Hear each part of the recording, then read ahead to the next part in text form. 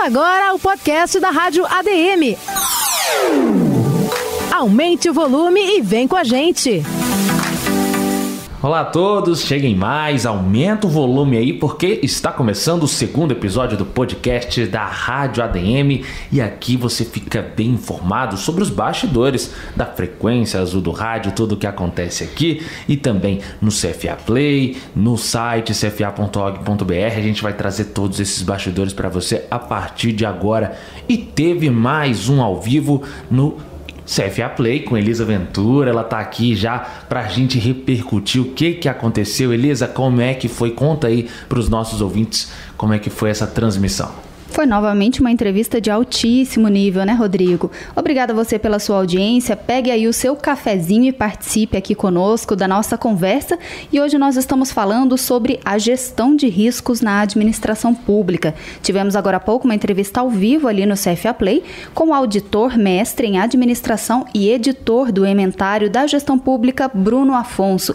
É ele que está aqui conosco no estúdio da Rádio ADM e é com ele que nós vamos então conversar e tirar mais dúvidas. E pelo crédito, ele sabe muito, né? Sabe, quem assistiu a entrevista dele ali na rádio, na TV, viu que, ó, o cara manda muito bem. Auditor, mestre em administração e editor do ementário de gestão pública, Bruno Afonso, seja bem-vindo. Muito obrigado, saudações a todos aí, ouvintes que estão acompanhando aí essa entrevista. E, mais uma vez, Elisa, toda a equipe, muito obrigado aí pelo convite. Nós que agradecemos, né, Rodrigo? É uma honra para nós. Sempre. E a gente já pode começar com uma pergunta que foi para a entrevista da TV, mas nós vamos responder aqui nesse podcast, que é a do Maurício Borges, Rodrigo. Vamos lá, então. É para eu fazer a pergunta, né? Se você quiser, pode ficar à vontade. Pode deixar. Então vamos lá. O Maurício Borges, ele falou que a falta de profissionais da área, administradores e técnicos em administração, visto o baixo índice de concursos para estes cargos na administração pública, pode ser considerada um fator de risco para resultados negativos na gestão pública? E qual o motivo para solucionar, e qual o movimento para solucionar essa questão?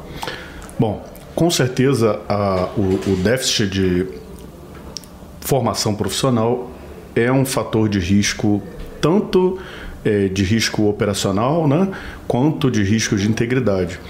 É interessante que existe uma formulação teórica que vai falar do triângulo da fraude, né? Triângulo de Cressey, né? Ele elenca 3 fatores principais para a ocorrência da fraude. É a oportunidade, né? Ou seja, existe uma oportunidade de praticar uma fraude e às vezes o agente ele não está nem submetido a uma pressão e nem racionalizou aquela atividade, mas surgiu uma oportunidade, ele vai e comete a fraude. A racionalização é aquela ideia de que todo mundo faz, então eu também vou fazer. E por fim, a pressão, ou seja, é aquele indivíduo que ele está sofrendo algum tipo de pressão para praticar uma fraude. Vejo que existe um quarto elemento, que é o déficit de capacitação. A falta de conhecimento técnico sobre determinado tema, ele pode redundar na ocorrência de uma fraude. Então, essa temática trazida aí pelo Maurício, ela tem desdobramentos, tem consequências graves, tanto do ponto de vista operacional, ou seja, de não trazer para dentro da organização técnicas da administração que o profissional domina, quanto riscos de integridade, ou seja, de ocorrência de fraude por falta de conhecimento. E a gente, quando pensa em comunicação, Bruno, aqui para essa entrevista, eu e o Rodrigo, a gente fez várias reuniões nós dois e discutimos podcast, qual modelo que vai ser, como é que vai ser a entrevista na TV, enfim, tem toda essa preparação para esse trabalho, né, que são os bastidores chamados. Quando a gente pensa em estratégias de comunicação recomendadas para a fase inicial dessa sensibilização da implementação, né, da gestão de riscos em um órgão público, quais seriam essas estratégias? Eu insisto que a busca tem que ser por simplificar, por desmistificar a suposta complexidade desse processo. Então, eu vou te dar um exemplo. Ao estruturar essa atividade aqui, vocês provavelmente tiveram reuniões preliminares e se fizeram a seguinte pergunta: o que pode dar errado? Né? Andando aqui pelo estúdio, aí já abordando aqui alguns aspectos mais de bastidores, né? Andando aqui pelo estúdio, eu vi que vocês têm um painel ali com uma série de post-its coloridos, Exatamente, né? que é o nosso Scrum. Exatamente, esse é o ponto que eu queria chegar. Hoje nós temos levado a gerenciamento de risco para as organizações com a utilização de processos ágeis. Então, nós temos lá disponível no inventário de gestão pública, para quem tiver interesse, o Canvas de risco. Ele é uma forma de comunicar a disciplina de riscos de uma maneira visual, ágil e colaborativa. Então, para a gente tratar, por exemplo, se a gente fosse tratar aqui dos riscos envolvidos com essa atividade, a gente utilizaria um Canvas e a gente faria todo o processo de diagnóstico, de brainstorming para identificação de eventos de risco, das sugestões de medida de tratamento dentro de um Canvas, dentro de uma estrutura montada em que todos estão visualizando o que está acontecendo e colaborando por meio de post-it ou outras formas de interação. Nós temos hoje, por exemplo, Canvas que é eletrônico. Você acessa num aplicativo do celular e consegue trabalhar. Só para quem está ouvindo, como é que é o nome?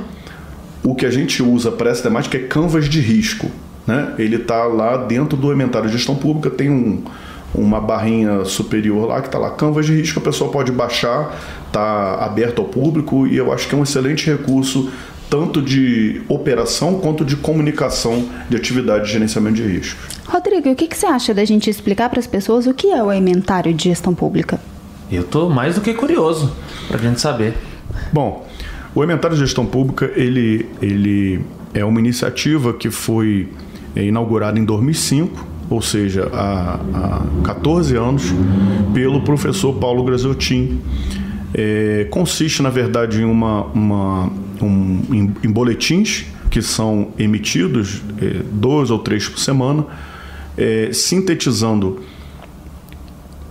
temáticas que vão aparecendo por meio de publicação em diário oficial, por meio de monitoramento de periódicos científicos, por meio de monitoramento de notícias de uma maneira geral, e ele se destina ao profissional da administração pública, pensando, na verdade, em que ele seja um hub, né? Um grande hub de informações. Então, se você lendo o inventário de gestão pública e trabalhando dentro de uma organização pública, você vai estar munido de melhores e mais informações para executar as atividades da melhor forma. Então trazemos lá acórdãos de TCU, né, para que a gente possa também trabalhar com aquela ideia de vantagens do retardatário, né? Então você vê que uma determinada prática deu errado com outro órgão.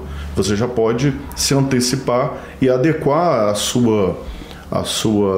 um determinado desenho de processo para que você não venha a ser penalizado no futuro também e por aí vai, né? A gente procura trazer essas informações para qualificar, sobretudo, a atuação do servidor público. Agora, Bruno, eu sou um jornalista bem curioso e eu queria saber aí quais as dúvidas mais recorrentes e também as maiores dificuldades dos alunos das turmas dos cursos de gestão e risco que você acaba ministrando.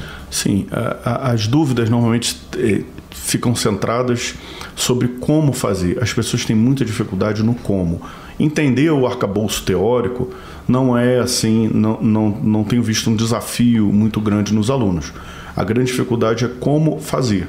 Então nós temos investido aí em estratégias de, novamente, né? Por exemplo, o Canvas de risco ele é uma resposta a esse diagnóstico. O como fazer, ele é livre. A gente pode pegar simplesmente, abrir uma planilha, definir os campos que vão ser preenchidos e encaminhar por e-mail e fixar um prazo para que ela seja preenchida. E é assim que tradicionalmente tem se lidado com essa temática.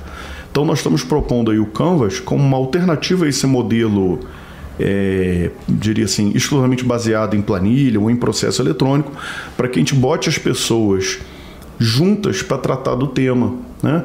E valorizando essa interação entre elas, o que surge esse elemento humano que é fundamental na disciplina de riscos. Ele traz uma profundidade que muitas vezes ela não pode ser validada do ponto de vista científico, de ser generalizada, mas ela é fundamental para a organização, né? Só para dar um exemplo para vocês, uma vez eu estava atuando, mapeando riscos de uma determinada atividade e quem tinha assumido era uma unidade fabril, vamos dizer assim, né? uma unidade que, enfim, trabalhava com máquinas e produzia determinados produtos, e tinha acabado de assumir a gerência dessa unidade fabril um gerente assim novo, né? E eu fui entrevistá-lo a respeito dos gaps, dos problemas que tinha nos processos de trabalho para poder já montar um diagnóstico. E aí ele me contou toda uma história, fez lá a narrativa dele, eu fiz meus apontamentos, etc. Estou saindo, uma senhora sentada lá numa mesa, ela falou: meu filho, vem aqui. Aí ela me chamou. Aí eu, sim. Ele te disse isso. Aí eu falei: sim, senhora, não é nada disso. É assim, aqui funciona assim. Me contou uma história completamente diferente. Aí você já promoveu ela, já? Não, mas veja, isso que é importante, porque às vezes quando a gente captura a visão de um profissional só, essa visão fica muitas vezes enviesada. A gente tem que utilizar recursos de entrevistas segmentadas, trabalhar com pessoas que tenham papéis diferentes dentro da organização para a gente poder ter um retrato mais fiel do diagnóstico que está sendo feito. E geralmente quem está lá na ponta é que sabe dizer melhor do dia a dia, né? São visões complementares, né? A visão do líder, ainda que ela seja enviesada, porque, veja, a gente conversou ali um pouco mais cedo sobre a racionalidade humana limitada. Isso é um problema da organização, um problema das atividades humanas, na verdade. Então, veja, o líder ele vai ter um interesse de se manter na posição dele, de forma que o interesse dele em divulgar uma performance ruim é afetado por esse interesse pessoal dele de se manter na posição. Então a gente precisa justamente atuar nessa forma dele prestar contas, independente da vontade dele. E aí esse que a gente chama de circularização das informações, trabalhar com agentes de diferentes perspectivas, fortalece bastante essa estrutura. Nesse sentido, eu tenho uma pergunta. Como definir o apetite aí a riscos no setor público? Qual é o limite? Essa pergunta é muito interessante, porque numa organização privada, imagine aqui que nós criamos uma sociedade para explorar um determinado ramo econômico.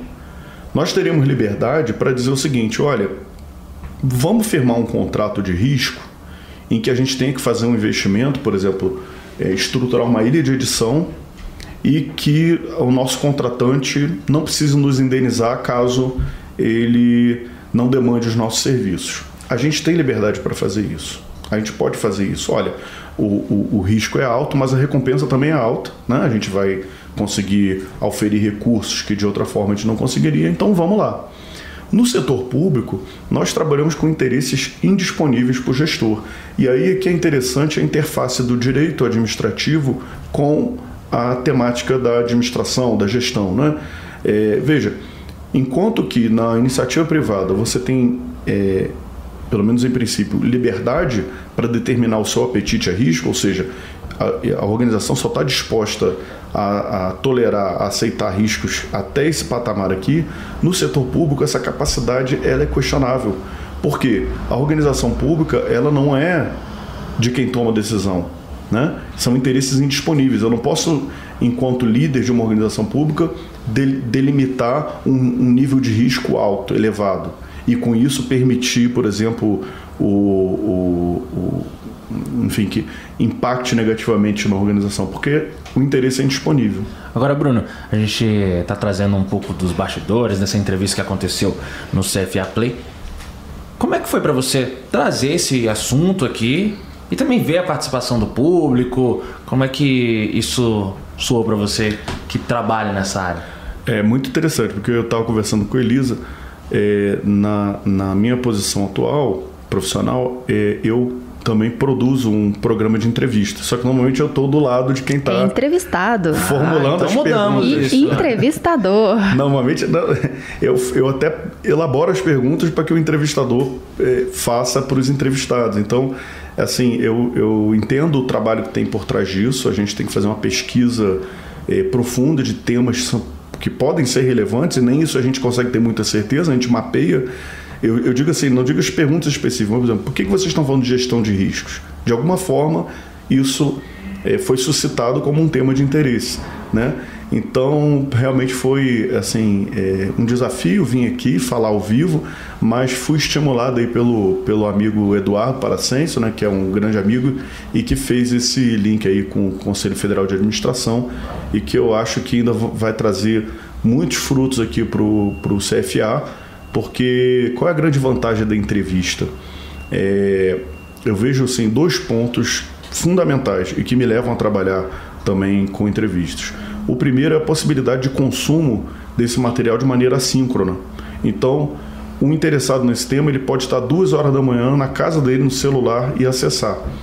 E outro ponto é que a gente pega um conhecimento que ele existe muitas vezes numa aula que está estruturada, existe numa apostila, e a gente, quando coloca a dúvida do internauta, do telespectador, a gente acaba moldando um pouco mais esse conhecimento, né? Destrinchando ele, e isso sempre é muito positivo. Agora, Elisa, eu sei que você se preparou muito bem para essa entrevista, e agora ouvindo o Bruno falando também, eu acho que ele se preparou também, né? Com certeza, a gente conversou bastante, inclusive.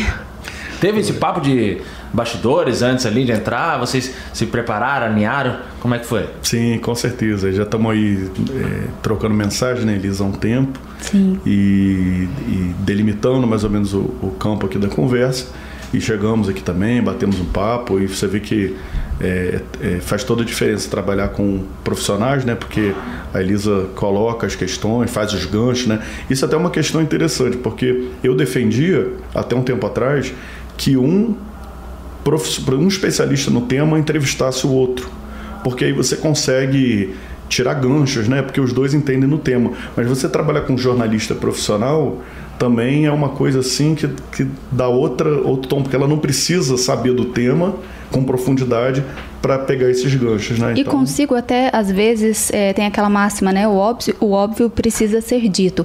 Muitas vezes, alguma coisa que para vocês, especialista, é muito básico e muito claro, para nós, jornalistas ou cidadão comum, não é tão claro assim. Então, é uma coisa que eu vou te perguntar, mesmo sendo bem raso, assim, bem óbvio para você, para os nossos telespectadores e ouvintes, talvez não seja, né? Então, é muito importante, muito interessante essa conversa prévia também, né? A gente sempre pede para o entrevistado chegar ali uma meia hora mais cedo para a gente fazer os testes de áudio e ter essa conversa prévia. Ele me passou aqui várias perguntas e hoje eu falei para ele, Bruno, eu separei as que são interessantes para mim. Agora eu gostaria que você me falasse quais são interessantes para você e a gente faz uma troca. E é legal isso porque, por mais que pareça, vou até usar o termo besta a pergunta, né? Até para quem domina o assunto, nem todo mundo que está em casa, no carro, no trabalho, domina o que está acontecendo. Ou então ele pegou no meio. Então é importante ele se situar, né? E ter, até para quem está dando a entrevista também, meio que relembrar ali o básico, né? Tem muito isso, né?